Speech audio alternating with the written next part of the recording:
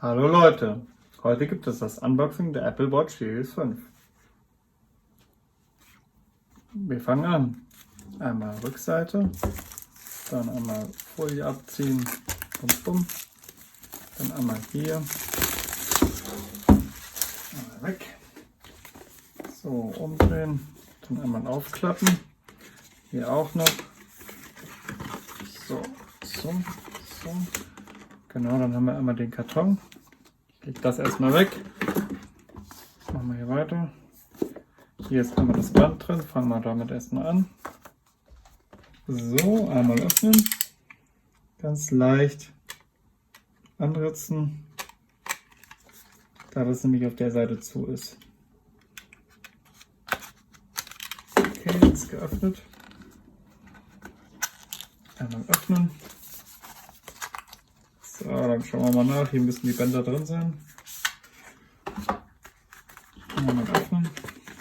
Nochmal öffnen. Genau.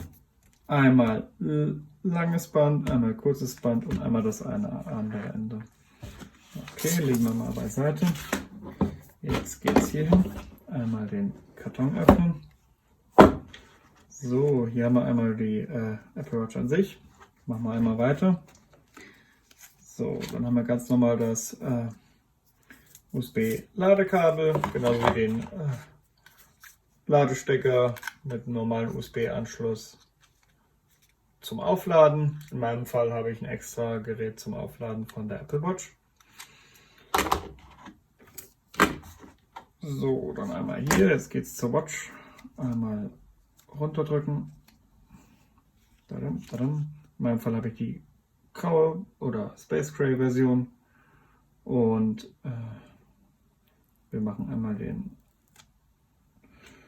Aufkleber ab, beziehungsweise die Schutzfolie, und können uns das kurz anschauen. In meinem Fall brauche ich nämlich das kurze Band. Dann machen wir das nämlich jetzt schon mal direkt raus. Das einmal raus. Na komm. Einmal das und einmal das. Lange Band bringe halt natürlich bei groben Handgelenken oder wenn er ein bisschen breiter ist. Dann machen wir so einmal rein. Einmal hier. Einmal hier. Je nachdem, ob ihr halt rechts an der rechten Hand das habt oder linken Hand, müsst ihr da natürlich die Bänder unterschiedlich befestigen. So, das wäre in dem Fall fertig. Dann hier kann man nochmal das hier abziehen. Und das wäre in dem Fall schon das Unboxing gewesen. Bei Fragen und in die Kommentare und für einen Daumen hoch würde ich auch freuen. Dankeschön!